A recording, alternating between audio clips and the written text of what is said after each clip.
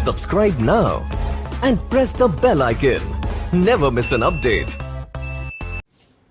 Hey everyone, welcome to my channel physics by Saurabh sir. लेके आ गया हूँ यार आज एक और वीडियो।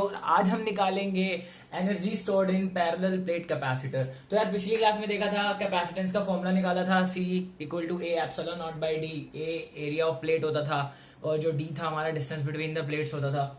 आज हम निकालेंगे यार एनर्जी स्टोर कि पैरेलल प्लेट कैपेसिटर है, जब चार्ज हो जाता है तो उसके बाद कितनी एनर्जी स्टोर करता है। ठीक है, तो आज की वीडियो हमारी बेसिकली इसी पे होने वाली है, एनर्जी स्टोर पे।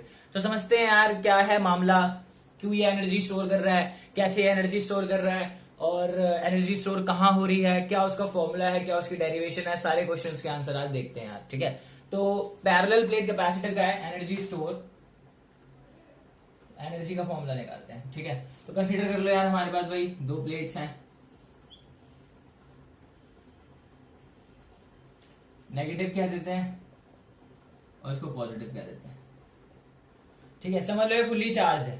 ठीक है, समझ लो ये फुल्ली चार्ज हो चुका है। ठीक है, मैंने बैटरी के थ्रू या किसी चीज के थ्रू इसको चार्ज किया है, कंसीडर कर लेते हैं।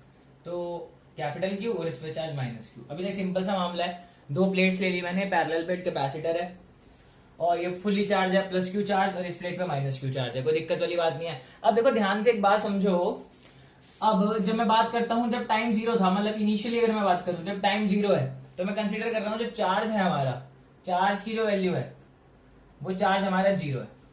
जो चार्ज है हमारा वो जीरो है, इनिशियली बात कर रहा हूं। फिर क्या हुआ, टाइम धीरे धीरे बढ़ने लगा। ठीक है, तो टाइम जब धीरे धीरे बढ़ने लगा तो मैं क्या करने लगा, जब इनिशियली ये प्लेट अनचार्ज थी मैं क्या करता था, मैं छोटा छोटा चार्ज, वो कहते हैं ना बूंद बूंद से घड़ा बढ़ता है, तो जब ये अनचार्ज थी ये प्लेट, तो मैंने क्या सोचा, क्यों ना मैं खाली बैठा हूं और छोटा छोटा चार्ज यानी डी क्यू चार्ज मैं बोल रहा हूं, D small Q, D Q का मतलब स्मॉल चार्ज, इस प्लेट से उठाकर इस प्लेट पे डालू।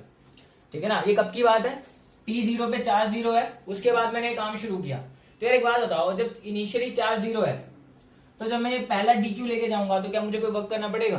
बिल्कुल कोई वर्क नहीं करना पड़ेगा, क्योंकि यार देखो इनिशियली कोई भी चार्ज नहीं है, तो जब आप इसका इंक्रीमेंट इधर से उधर शिफ्ट करोगे तो आपको कोई भी वर्क करना नहीं पड़ेगा। सिंपल सी बात है, लॉजिक है। ठीक है, एक बार बताओ, ये पहली इंस्टॉलमेंट गई डी क्यू, जब आप दूसरी इंस्टॉलमेंट ट्रांसफर करोगे तब आपको वर्क करना पड़ेगा। हाँ जी, बिल्कुल वर्क करना पड़ेगा। क्यों? क्योंकि जब आपने पहली इंस्टॉलमेंट इधर से इधर पहुंचाई तो यहां से डी क्यू निकला तो यहाँ पे एक छोटा नेगेटिव चार्ज आ गया होगा और इस प्लेट पर एक छोटा प्लस क्यू चार्ज आ गया होगा। तो जब आप इसमें से दूसरी इंस्टॉलमेंट निकालोगे तो वक्त तो करना पड़ेगा ना यार, क्योंकि इस प्लेट पे नेगेटिव चार्ज है, तो नेगेटिव में से जब आप कुछ पॉजिटिव निकालने की कोशिश करोगे तो ऑफकोर्स वो नेगेटिव उसको खींचेगा, तो आपको उसके अगेंस्ट वर्क करना पड़ेगा। सीधी सी बात है, क्योंकि इस पे तो पहली किस्त के बाद, पहली जो डी क्यू भेजा उसके बाद इस पे एक छोटा सा माइनस क्यू और इस पे एक छोटा सा प्लस क्यू चार्ज आ गया। तो जब आप इसकी सेकंड इंस्टॉलमेंट भेजने की कोशिश करोगे तो आपको थोड़ा पहली में वर्क नहीं करना पड़ेगा क्योंकि चार्ज ही नहीं था, लेकिन दूसरी में वर्क करना पड़ेगा। दूसरी में वर्क क्यों करना पड़ेगा, इस पे प्लस माइनस आ चुका है, इस पे प्लस आ चुका है, थोड़ा सा छोटा सा। तो इसमें से जब आप प्लस निकालने की कोशिश करोगे इस वाली प्लेट में से, तो आपको थोड़ा वर्क करना पड़ेगा क्योंकि इसका माइनस उस प्लस को खींचेगा। ठीक है, और ऑफकोर्स सी बात है, जब आप इधर लेके जाओगे तो आपके पास प्लस चार्ज है और ये प्लस रिपेल करेगा, तो ऑफकोर्स सी बात है आपको सेकेंड इंस्टॉलमेंट के लिए वर्क करना पड़ेगा। लेट्स से वो छोटा वर्क क्या है हमारे पास, डी डब्ल्यू है ना। अगर डी क्यू चार्ज को हम शिफ्ट कर रहे हैं तो छोटा वर्क डी डब्ल्यू बोल दो आप, ठीक है ना, कन्वीनियंस के लिए। ठीक है, ऐसे ही फिर से तीसरी किस्त दोगे तो आपको वर्क करना पड़ेगा, चौथी किस्त दोगे तो आपको वर्क करना पड़ेगा। ठीक है ना, तो वर्क कर रहे हैं, तो कहते हैं ना बूंद बूंद से घड़ा भरता है। तो मैंने क्या किया, ऐसी D Q D Q D Q करते करते करते करते, ठीक है ना, किसी इंस्टेंट टाइम टी पे बात कर रहा हूं मैं, किसी इंस्टेंट पर टाइम टी पर इस पे चार्ज बन गया माइनस क्यू और इस पे चार्ज बन गया क्यू। क्या मेरी मेहनत रंग लाई, मैं धीरे धीरे धीरे कर करके डी क्यू कर करके भेजता गया। तो किसी इंस्टेंट टाइम टी पर हुआ क्या, यहाँ पर एक माइनस क्यू चार्ज डेवलप हो गया और यहाँ पर एक प्लस क्यू चार्ज डेवलप हो गया, है ना, होना ही चाहिए था। ठीक है, ये वाला मत देखो, ये वाला तो बहुत एंड में जाके है, मतलब इन्फिनिटी पे जाके है, जब ये फुल्ली चार्ज हो गया। ठीक है ना, मैं तब कंसीडर कर रहा हूँ, लेकिन मैं एट एन इंस्टेंट पे देख रहा हूँ कि एट एन इंस्टेंट पर टाइम टी पर जब मैं भेजता गया तो भैया थोड़े टाइम बाद मैं डी क्यू भेज रहा हूँ, तो वो बढ़ते चार्ज एक वैल्यू में तो आ जाएगा ना। तो let's say it's minus Q and plus Q. तो t0 पर पोटेंशियल डिफरेंस हमारे पास क्या था, 0 था, ठीक है। लेकिन at an instant time t की बात करूं, एट टाइम t की अगर मैं बात करता हूं, तो हमारे पास जो चार्ज है वो हमारे पास q है, और लेट्स से पोटेंशियल डिफरेंस हमारे पास v है ना, हमारे पास पोटेंशियल डिफरेंस v है, ठीक है। तो फिर क्या किया मैंने, इस इंस्टेंट के बाद भी मैं जोड़ता चला गया, और एट द एंड क्या आया, एट द एंड में फाइनल स्टेज पे पहुंच गया जहां पर Q जो था वो मैक्सिमम पहुंच गया। ये मैक्सिमम वैल्यू ऑफ चार्ज है, ठीक है। अब मैं इससे ज्यादा चार्ज नहीं कर रहा, इतना मैक्स हमारे पास चार्ज आ चुका है, ये फुल्ली चार्ज हो चुका है। तो क्या किया, 0 से शुरू हुआ, dq भेजता गया, टी टाइम पे मैंने देखा कि इस पे मेरी मेहनत रंग लाई, माइनस क्यू और प्लस क्यू डेवलप हो गया, ठीक है ना। तो मैं इस इंस्टेंट की बात कर रहा हूं एट टाइम टी पर। तो एट टाइम टी पर अगर हम देखें कैपेसिटेंस भी सी होगा, वो तो उस 0 पे भी सी था, कैपेसिटेंस थोड़ी चेंज होगा, टाइम 0 पे भी कैपेसिटेंस सी है, तो टाइम टी पर भी कैपेसिटेंस हमारा कितना होगा, सी होगा। तो मैं इस इंस्टेंट की बात कर रहा हूं जब मैं जोड़ता गया और एक टी टाइम पर आकर इस पे चार्ज माइनस क्यू आ गया और इस पे चार्ज प्लस क्यू आ गया, ठीक है। तो बाकी तो आप फॉर्मूला आगे जानते ही हो, हम क्या पढ़ते हैं, Q इक्वल टू सी भी पढ़ते हैं। तो Q हमारा ये चार्ज आ गया, C इज द कैपेसिटेंस, और अब जब इस पे चार्ज प्रोड्यूस हो गया है तो इसमें कुछ ना कुछ पोटेंशियल डिफरेंस होगा। तो ऑफ कोर्स सी बात है कि मैं उस पोटेंशियल डिफरेंस को V ना कहकर डेल्टा V ले लेता हूं, ताकि आपको याद रहे कि हम मतलब V भी लिख सकते थे, बट हमें बताना पड़ता है पोटेंशियल डिफरेंस है। डेल्टा V अगर आप देखोगे तो याद रहेगा, हाँ भैया पोटेंशियल डिफरेंस है, दो प्लेट के बीच का डिफरेंस है, तो हमारा ये पोटेंशियल डिफरेंस आ गया। हमारी फर्स्ट इक्वेशन आ जाएगी delta V equal to Q by C, इसको हम क्या देते हैं, इक्वेशन नंबर 1, ठीक है। तो यार हमने तो ये लिख लिया, हम इस इंस्टेंट पे बात कर रहे हैं, एट टाइम टी पर चार्ज हमारा इतना था, ठीक है। तो चार्ज जब इतना था तो कुछ पोटेंशियल डिफरेंस भी होगा, तो फॉर्मूला लिख के डेल्टा V की वैल्यू निकाल ली, कोई दिक्कत नहीं है, बड़ा ही सिंपल है। अब देखो यार एक बात बताओ, मैंने 0 से शुरू किया, मैं इस पे पहुंच गया, लेकिन मुझे असल में जाना कहां तक है, यहां तक है, फुली चार्ज करना है, अभी और चार्ज करना है। तो अब भी जो मैं dq इंक्रीमेंट कर रहा हूं ना, dq किस्ते दे रहा हूं ना, तो अब मैं यहां पहुंच गया तो मैं रुकूंगा थोड़ी, मैं फिर से और एक dq किस दूंगा। तो जब मैं इसको dq चार्ज दूंगा तो मुझे वर्क करना पड़ेगा, तो लेट्स से वो स्मॉल वर्क डन dw ले लो। अब साइड में थोड़ा समझते हैं, वर्क डन पर यूनिट चार्ज क्या होता है, पोटेंशियल डिफरेंस। तो वर्क डन क्या होता है, डेल्टा V इंटू क्यू। तो मैं स्मॉल वर्क लिख रहा हूं, तो यहाँ पे स्मॉल वर्क क्या लिखूंगा, dw equal to delta V dq, ऐसे लिखते हैं। तो ऐसे ही स्मॉल वर्क डन क्या लिखूंगा, डेल्टा V dq। समझ रहे हो ना यार, वर्क तो मुझे करना पड़ेगा, चार्ज डेवलप हो गया ना, माइनस क्यू और क्यू चार्ज डेवलप हो गया है, इसके बाद भी अगर मैं dq चार्ज लेके जाऊंगा तो एक छोटा वर्क मुझे करना पड़ेगा। तो छोटे वर्क की वैल्यू जो मैंने लिखी वो यहाँ से आई है, बेसिक फॉर्मूले से आ गया, अच्छी बात है। अब डेल्टा V दिख रहा है इसमें, डेल्टा V की वैल्यू पुट कर दो, तो dw की वैल्यू क्या आ जाएगी हमारे पास, डेल्टा V कितना है, q बाय सी, यहाँ पुट कर दो, तो q बाय सी dq, ठीक है। अब आप देख रहे हो, अगर हमें ये तो छोटा सा वर्क डन है, अब मुझे पूरा वर्क करना है, कंप्लीट वर्क करना है, तो आप जानते हो इंटीग्रेटिंग बोथ साइड्स, ठीक है। ये तो 0 टू w होगा। अब देखो यहाँ पे किसका इंटीग्रेशन हो रहा है, dq मतलब चार्ज का हमें इंटीग्रेशन करना है। तो अगर आप चार्ज देखोगे, यहाँ लगेगी लोअर लिमिट, यहाँ लगेगी अपर लिमिट, तो इनिशियली चार्ज कितना था, मैंने क्या माना था, 0, कहा माना था 0, और इन्फिनिटी पे जाके मतलब थोड़ी देर बाद, काफी लंबे समय के बाद जाकर हम कहां पहुंचने वाले हैं, कैपिटल Q चार्ज पे। तो लेट्स से कैपिटल Q, ठीक है। तो इसका dw का तो इंटीग्रेशन w होता है, तो ये आ गया मेरा work, total work, and this total work equal to 1/c को तो बाहर कर दिया। अब एक बात बताओ, q dq का इंटीग्रेशन क्या होता है, तो मैंने आपको सिखाया था, अगर ऐसे लिखा हुआ है x dx, इसका इंटीग्रेशन करना हो तो होता है x की पावर 1 + 1 अपॉन 1 + 1, कुल मिला के आ जाएगा x²/2। तो सिमिलरली यहाँ पे भी क्या आ जाएगा, q²/2, 0 टू q।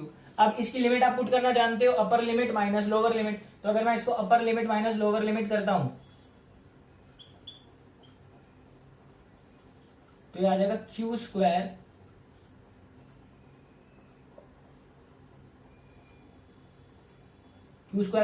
और जब 0 डालूंगा तो 0 ही हो गया, तो उसको लिखने की जरूरत नहीं है। तो हमारा जो वर्क डन आ रहा है वो कितना आ रहा है, q²/2c, q²/2c, यानी मुझे टोटल वर्क कितना करना पड़ेगा, 0 से लेकर, चार्ज 0 से लेकर मुझे अगर चार्ज कैपिटल Q तक इसको चार्ज करना है, तो dq करके अगर मैं ले जाता जा रहा हूं, तो मुझे टोटल वर्क डन कितना करना पड़ेगा, q²/2c वर्क टोटल मुझे करना पड़ेगा, ठीक है। तो ये जो वर्क मैंने किया है, वही इस कैपेसिटर में as a potential energy store हो जाएगा।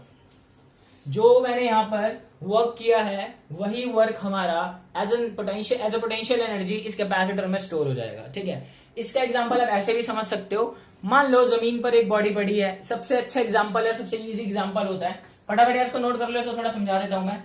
पॉज करके नोट कर लो, थोड़ा सा इधर से समझ लो। मान लो यार अगर हमारे पास सरफेस पे एक बॉडी पड़ी है, ठीक है, तो इसकी पोटेंशियल एनर्जी, अगर ये रेफरेंस पॉइंट मान लू मैं कि ये 0 है, ये 0 पॉइंट है, तो इसकी पोटेंशियल एनर्जी यहां पर 0 है। लेकिन अगर मैं इसको उठाकर एक h हाइट पे ले जाता हूं तो इसकी पोटेंशियल एनर्जी mgh हो जाएगी। ठीक है ना, मतलब कुल मिला के मैं बोलूं वर्क डन मेरा mgh हो जाएगा। इसको ऊपर ले जाने में कक्षा 9वीं से पढ़ रहे हो, तो यार जो तुमने वर्क किया, ये जो वर्क mgh किया वो एज अ पोटेंशियल एनर्जी मिल गया इस बॉडी को। जो हमने वर्क किया वो एज अ पोटेंशियल एनर्जी मिल गया इस बॉडी को। ठीक है ना, तो यानी अब जब बॉडी हाइट पे है तो इसके पास एक पोटेंशियल एनर्जी है।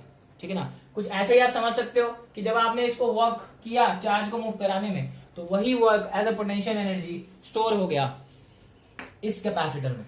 तो एग्जैक्टली कहां स्टोर होता है ये एनर्जी, एग्जैक्टली कहां स्टोर होती है? तो देखो, तो पॉजिटिव टू नेगेटिव हमारी इलेक्ट्रिक फील्ड होती है। तो इस इलेक्ट्रिक फील्ड में हमारी एनर्जी स्टोर होती है। तो सवाल अगर पूछ लेता है एनर्जी कहां स्टोर होती है, तो आप बोलोगे बिटवीन द प्लेट्स, जो स्पेस होता है वहां पर इलेक्ट्रिक फील्ड में। ठीक है, तो ये एनर्जी का सवाल था। This is Q²/2C। डेरिवेशन पूछी जाती है, इंपॉर्टेंट फॉर्मूला है, सवाल भी काफी हल होते हैं इससे। ठीक है, इसकी और भी फॉर्म होती है, इसको फटाफट नोट कर लो, नहीं किया है तो। इसकी और भी फॉर्म होती है। वर्क डन का ये फर्स्ट फॉर्मूला था। अब देखो Q²/2C है, तो Q इक्वल टू क्या होता है? CV। मैं डेल्टा V नहीं ले रहा हूं, मैं V ले रहा हूं। सिर्फ ध्यान रखना ये पोटेंशियल डिफरेंस है, दो प्लेट्स का पोटेंशियल डिफरेंस है, इस बात को दिमाग में रखना हमेशा। ठीक है, Q इक्वल टू CV, तो यहां पे Q की वैल्यू CV डालता हूं तो ये हो जाएगा C²V²/2C। तो वर्क डन का एक और फॉर्मूला आ जाएगा 12CV²। ठीक है, आप उसको U भी लिख सकते हो, पोटेंशियल एनर्जी है, तो इसको U से भी रिप्रेजेंट किया जाता है क्योंकि ये पोटेंशियल एनर्जी स्टोर हो रही है। तो U इक्वल टू 12CV²। ये इसकी दूसरी फॉर्म है, ये इसकी फर्स्ट फॉर्म थी, ये इसकी दूसरी फॉर्म है। आप चाहो तो इसकी तीसरी फॉर्म भी लिख सकते हो। इसी फॉर्मूले में अगर हम हाफ Q², अब C की जगह हम पुट कर सकते हैं, तो C इक्वल टू क्या होता है हमारे पास? Q/V, है ना। पहले मैंने यहाँ पे Q की वैल्यू CV डाल दी, अब यहाँ पे C की वैल्यू क्या डालते हैं? C की वैल्यू Q/V, तो हो जाएगा Q/V। नीचे का ऊपर चला गया, Q से Q कैंसिल, तो वर्क डन का फॉर्मूला आ रहा है QV/2। वर्क डन का फॉर्मूला आ रहा है QV/2। तो ये तीन फॉर्म होती है हमारी वर्क डन की, जो एनर्जी स्टोर हो रही है, QV/2, 12CV² and Q²/2C। Question के अकॉर्डिंग जो आपको डेटा गिवन होगा उसके अकॉर्डिंग आप सवाल में फॉर्मूला लगा सकते हो। ठीक है, ये एक डेरिवेशन थी, होप करता हूं क्लियर हो गई होगी।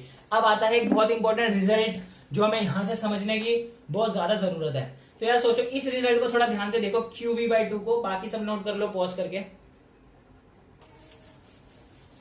यार देखो, इस रिजल्ट को देखो, QV/2 को। इसमें कुछ खास बात है, खास बात ये आपको एक इन्फॉर्मेशन देना चाह रही है। सोच के देखो यार, ये जो कैपेसिटर मैंने चार्ज किया होगा Q चार्ज तक, ये मैंने एक बैटरी लगा के किया होगा, ऑफकोर्स ही बात है। ठीक है, ये मैंने एक बैटरी लगा के किया होगा ना, मैं थोड़ी चार्ज को ट्रांसफर कर सकता हूँ। तो ये जो वर्क कर रहा है वो मैं थोड़ी हूँ यार, मैं तो कर ही नहीं सकता ये काम, मतलब बैटरी करेगी मेरे हिसाब से। तो ये जो वर्क किया वो बैटरी ने किया है। ठीक है ना, तो एक बात बताओ, बैटरी वर्क कर रही है, ठीक है, तो मान लो इस बैटरी का पोटेंशियल डिफरेंस भी है, ठीक है, और इसने इसको Q चार्ज दे दिया, इसने इसको Q चार्ज दिया है। ठीक है, तो यार एक बात बताओ, वर्क डन बाय बैटरी निकालता हूं मैं, अगर वर्क डन बाय बैटरी अगर मैं निकालता हूं, तो वर्क डन का फॉर्मूला क्या होता है? Charge into potential difference. तो चार्ज कितना दे रही है battery? Capital Q। Potential difference कितना है दोस्त? V। एक बार फिर से देख लो, बैटरी वर्क कर रही है ना, तो बैटरी ने असल में वर्क कितना किया है? ये जो मैं बोल रहा था एक्सटर्नल एजेंट जो वर्क कर रहा है, वर्क कौन करेगा? बैटरी करेगी ना, ऑफकोर्स, चार्ज करना है तो चार्ज करने के लिए जो बैटरी वर्क कर रही है वो कितना होता है? 10वीं कक्षा से पढ़ रहे हैं, अभी बार बार यही फॉर्मूला लगा रहे हैं। वर्क डन का फॉर्मूला क्या होता है? चार्ज, ये वाला ना, वर्क डन पर unit charge equal to potential difference. तो वर्क डन क्या आ गया? Q into V। तो Q इंटू V आया, देखो। लेकिन अभी आपने देखा स्टोर कितना हो रहा है? QV/2। देख रहे हो डिफरेंस? देख रहे हो बैटरी वर्क कितना कर रही है? QV, लेकिन कैपेसिटर स्टोर कितना कर रहा है? QV/2। देख रहे हो ये चीज? ये 50% का फर्क आ रहा है, आधा ही स्टोर कर पा रहा है वो। ठीक है, तो ये ध्यान से देखो, रिजल्ट आ जाना अच्छी बात है, लेकिन रिजल्ट को एनालाइज भी करना होता है थोड़ा बहुत। QV/2। तो इसका क्या मतलब है कि जो वर्क डन बाय बैटरी होता है वो पोटेंशियल एनर्जी तो बराबर होता ही है, प्लस ये जो 50% बच गया वो एज अ हीट निकल जाता है, वो एज अ हीट निकल जाता है।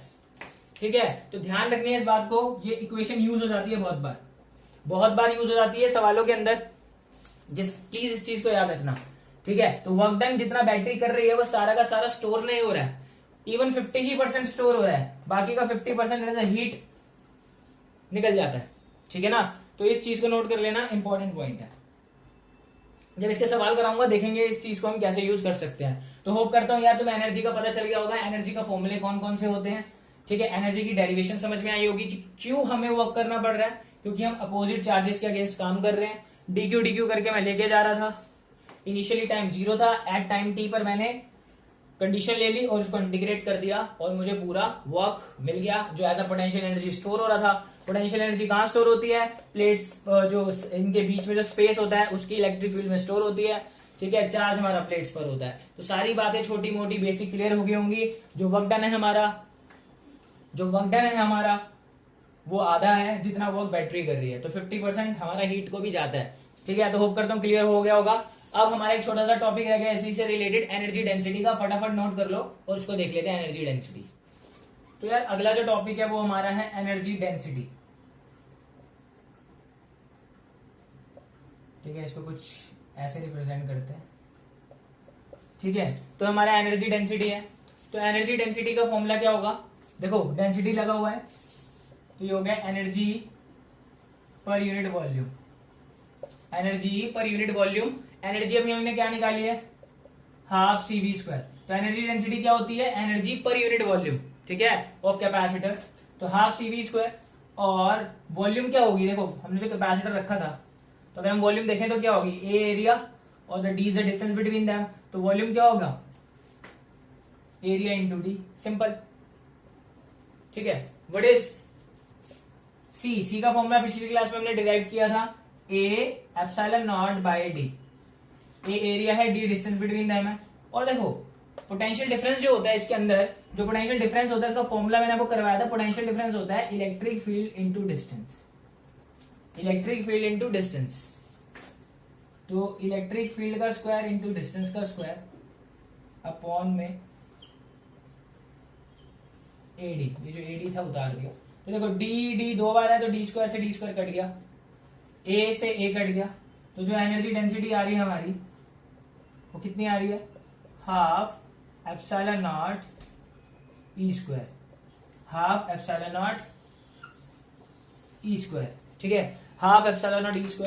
अगर आप इसका डायमेंशन लिखना चाहें तो लिख सकते हैं, एनर्जी यूनिट लिखना चाहें तो क्या लिखेंगे, देखो एनर्जी की यूनिट कितनी होती है हमारे पास, जूल होती है। तो हमारी जो ये आएगा जूल पर मीटर क्यूब, जूल पर मीटर क्यूब। अगर आप डायमेंशन लिखना चाहें तो ml2T-2 अपॉन में L3 ml-1 T-2।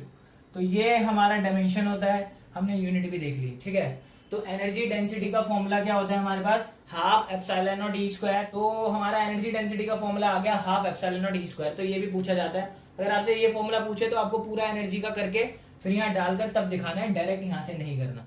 ठीक है, तो यार होप करता हूँ समझ में आ रहा होगा तुम लोगों को। तो यार मिलते हैं फिर हमारी नेक्स्ट वीडियो में, तब तक के लिए ध्यान रखो अपना, स्टे होम स्टे सेफ।